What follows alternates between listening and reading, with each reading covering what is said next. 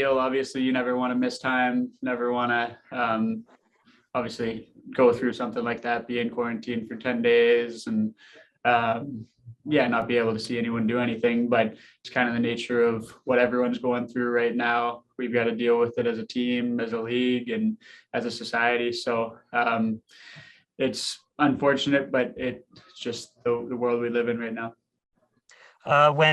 When you were tested positive, or when we found out you were positive, you were among the first two.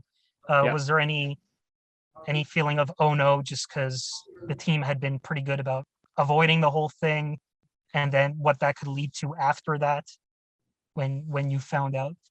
Yeah, I think so. Yeah, I mean, you obviously never wanted to get into the team, regardless of who's bringing it in.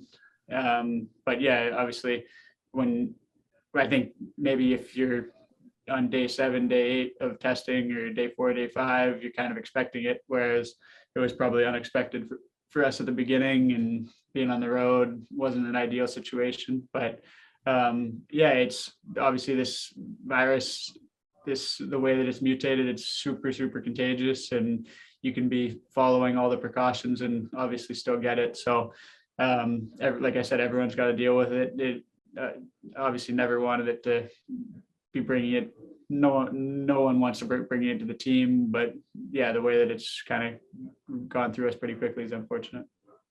Did you feel fine throughout the whole period, or were there some signs or symptoms of it?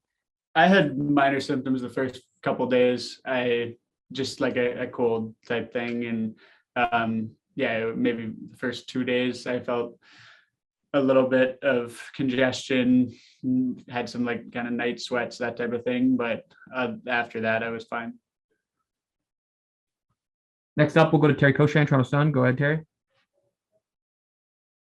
Alex, good to see you back again. Thank you. What's the key now in the next few days when the group still isn't complete and everything, and you're kind of adjusting to this new life, if you will, and knowing that it could be like this for a while, perhaps, that it's not a full group using other players? But what do you think is the key for you guys to kind of get through this sort of thing in that regard? I don't know. I guess just being as diligent as we can. The rules are the rules. We've got to follow them, whatever they are. And so, yeah, we've got to kind of double down on being safe and trying to do everything we can to not let COVID affect us. Obviously, we've had a decent amount of us who have tested positive, which means that I don't know, that for a little bit we're good, but obviously the whole team hasn't got it, and we don't want anyone else to get it. So we've got to double down on kind of being safe, masking up, and doing everything we can to not let anyone get it. And then as far as just getting back into gameplay, this is kind of a great time for us. We've got a few days here before we play, and we're able to get on the ice. The guys that are back right now, it kind of can use it as an advantage to kind of get in shape and be ready to go when we do start playing games. How have you felt these first few days? I felt pretty good, to be honest. Yeah, I mean, as soon as you get into exercise after not doing anything for a while, you feel it, but I felt better than I expected to. Okay. Thanks, Alex. Yeah, thank you. We'll go back to David Alter with the hockey news. Go ahead, David.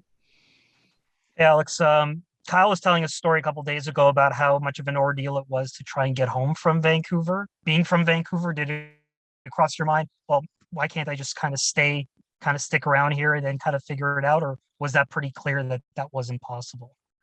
Yeah, no, I actually stayed in Vancouver. I did my whole quarantine in Vancouver. So I just did my quarantine in Vancouver. I didn't have anyone back here, and I would have just been coming to an empty apartment. So I just said I may as well stay back. And then once my quarantine ended, I flew back.